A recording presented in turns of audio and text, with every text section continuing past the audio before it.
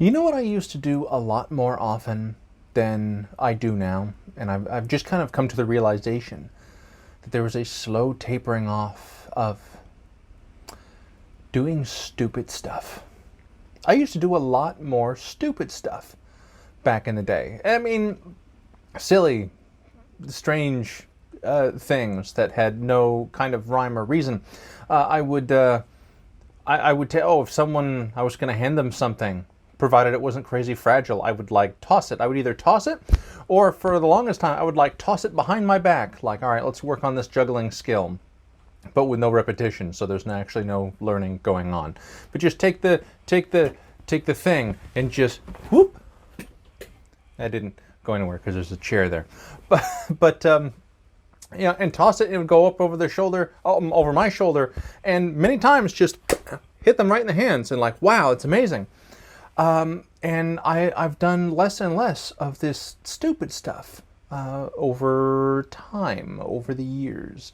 And I think it's for various little reasons that make me just kind of pull in and just be a little bit more reserved and don't do that and don't do that. You know, tossing stuff, you know, I'd come to the realization that some people really don't want things tossed at them. Some people find it incredibly rude and would much rather you hand the thing to them. And I can get that. You know, there's times in which, you know, let me toss you those keys. And it's not just a couple keys, it's like a ball of keys. Here, let me toss that to you. Whoop! And maybe not only are they not a good catch, but maybe they're not good at dodging. And they get hit with the ball of jagged metal. Maybe it doesn't do like a whole lot of damage, but it's not only did they find it rude, but now they're hurt. And okay, so there's little reasons to, maybe not do that. But maybe instead of just cutting everything off, we can find a way to just kind of just cut off the bad stupid and leave the good stupid, the things that are spontaneous, the things that are still strange, still weird, still kind of make you giggle, and even if it's not the most amazing thing, they add something a little strange, random, fun. I need to get back to doing that. I kind of realized this one night while I was taking the garbage out. So there's the last bag of trash was going out to the curb, to the bin. And so, you know, I haven't done that in a while. So I took that giant bag of trash. The lid was closed. I had to whoop, just yeet that bag way up into the air, open the lid, and hope that the bag of garbage was going to come down in the right spot. And it was dark. There was nobody out anyway. It was probably like midnight, and sure enough, a bag of trash, and whoop, bah, right in the garbage can. Nobody was there to see it, which is the only reason why that worked. And yeah, I need to do more stupid stuff. But you know what? That's why we're here.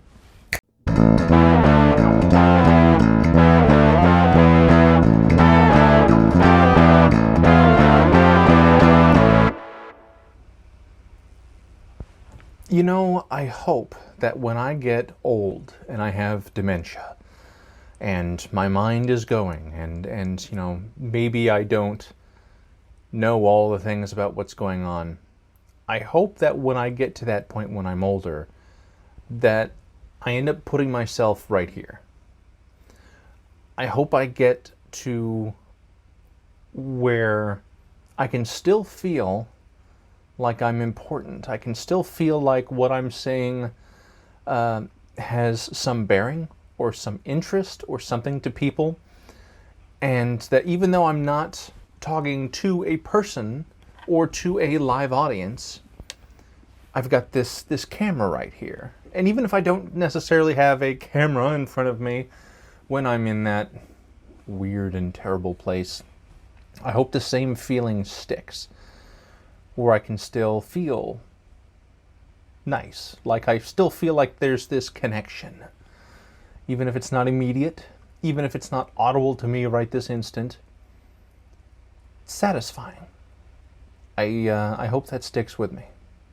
Kind of a, I don't know, weird thought. It's not morbid because I'm not dead, but it's a slightly uncomfortable thought. But I guess I'm just hoping that this wonderful thing that you guys allow me to do here sticks with me long enough that even when I'm uncomfortable, that it will still be a comfort. Thanks in advance. When I'm at work, sometimes I take money, whether it's credit payment or cash, but really, okay, cash payment, this is where we're going. There are times in which someone gives me large amounts of $1 bills. They decide to pay for something in, here's 10 ones, here's 15 ones, or whatever. And, I have a lot of these same interactions with different people, so it's new to them. But it's kind of the same interaction to me. And so I find ways to make things strange, interesting, funny, whatever. And even if there's a joke going on, I don't necessarily care if the joke lands because it's not for them anyway. So if someone gives me a whole bunch of ones, my line that I almost always say is, "Oh man, all those ones, you're making me feel like I'm at my other job."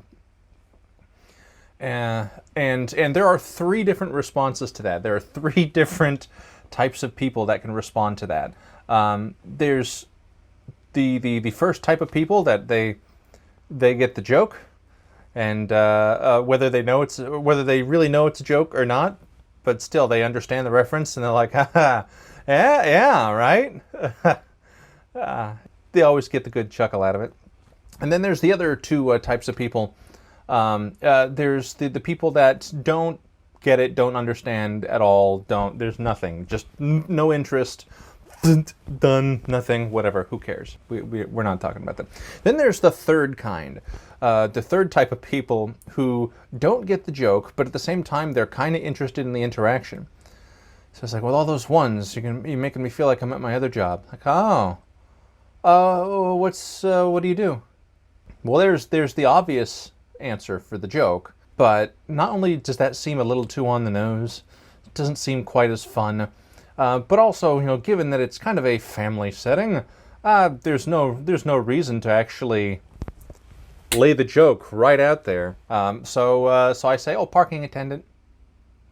Which is even funnier if the person behind them hears the conversation, gets the joke, and then hears my follow-up, because they're giggling, and the person that I'm talking to is like, what?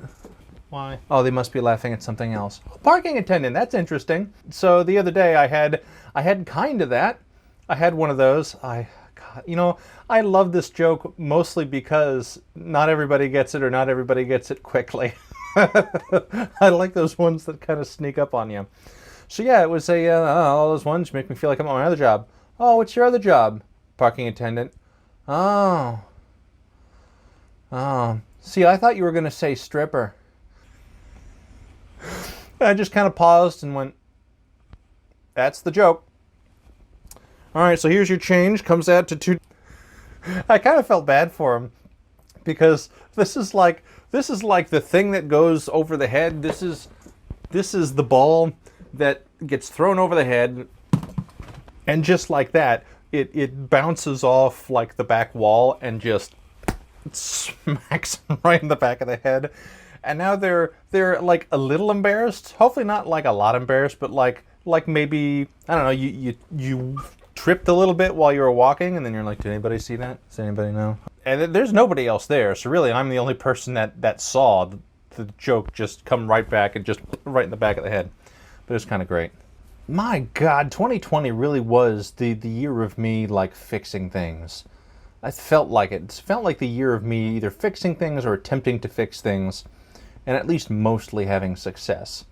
Between, you look back at when I took apart my dryer and put that back together, and I installed a new fan into my laptop, which was, there was a lot to take apart a laptop, like a long process. And the case is kind of half broken, so it's just not great, but it made it work. So many things just seems like they broke. Big, expensive things and needed fixing. So yeah, just a lot of stuff got taken apart. It's kind of made me want to take some more things apart more often. Then again, that's also the year in which certainly myself and a lot of other people, we didn't exactly have disposable income to throw around at, oh, let's replace the broken thing. But it was fun. It's good. You know what I really think soup is? Cumin. That's it. I think that's how you turn something into soup. I almost feel like the flavor of cumin is more important to a soup than liquid. It's like you could. I wonder if you could almost make like a dry soup, which sounds terrible. I'm now thinking like of like a carrot and like a chicken tender and sprinkle cumin on top, and you just start taking bites, and you're like, this is dry soup. Yep, dry soup. Oh yes, lovely. But that's because anytime I think of like a chicken noodle soup or like in any kind of soup, I think of cumin. I didn't know that until I started cooking with cumin. I made that for the black bean soup that I made for you guys. And then when I tasted it, I'm like, oh, I know what that is. That's soup. Don't you think? Don't you think? Yes. God, dry soup. That is terrible. Nobody make dry soup. But if you do, let me know how it goes, because Florida man would make dry soup, wouldn't he? You bet he would. Oh man, do you remember Palm Pilots? Do you remember those PDAs, the personal digital assistants? Yeah, my buddies and I were crazy over those things in high school, and they were popular in the tech world. And now we wouldn't have any need for them because it's smartphone. That is what our smartphone is now, which you think about it, it really was kind of like a low memory. You couldn't quite do as much for apps, and you couldn't call anybody. If you could have called someone on your PDA like easily, like with a cell phone plan, which I suppose is what they call the BlackBerry. Yeah, I guess that's what that was. But no. I'm thinking Palm Pilot, PDA type of stuff. That is basically the Laserdisc of smartphones. Because you remember Laserdisc, big giant like CD, DVD things, and you could play video on these things. It's like a frisbee, and you could play your movie on that thing. And a few people got the player, and it didn't quite catch on. People are like, nope, this VCR thing is gonna be here to stay. Until they're like, how about we make him like this, like the size of a CD? Oh, okay, well, we can use it if it's the size of a CD. Oh, okay, no problem. But Laserdisc, no, and that's what a Palm Pilot, that's what a PDA was. You could get your contacts. Remember, it was such a big deal. I could look, I get all my contacts. I have a calendar. Everything for your little like paper book, your scheduling book is right here in this digital thing, until I drop it, or until it gets wet. Oh, I remember those things were like, I think, $200 at least, even back in the day. And we broke so many. I broke so many because I was a kid. They didn't have a life-proof case for a PDA. So yeah, I broke the hell out of them and had to keep getting more. Best Buy, I swear Best Buy changed their little protection plan thing just because of me. Because I would get the protection plan for like a couple bucks, and I'd break it and say, I broke it, give me another one. Like, how'd you break it? Like, it broke. And I think at first they changed for like, okay, but you can't get it wet. But they didn't have any of those sensors to tell whether it got wet or anything. So it's just like, crap. Here's another $200, $300 device. You want to buy the $10 plan on that? Yes. I was afraid of that. And I'd go and I would try to take care of it. And then it'd slide out of your pocket and sploosh. Like, oh. Give me another one, please. Poor them, not really. They made so much money. Those were fun though. And yet here we go. We got them. We got them right here now. That's our PDA. That's our calendar. It's our contacts. We can call people. We have our internet. I don't think we had it. Yeah, it's a miracle. Yeah. Oh man, I've been busy. You know, there's the back to work thing. And there's all the holidays because Jessie, her birthday was in February, so we celebrated that.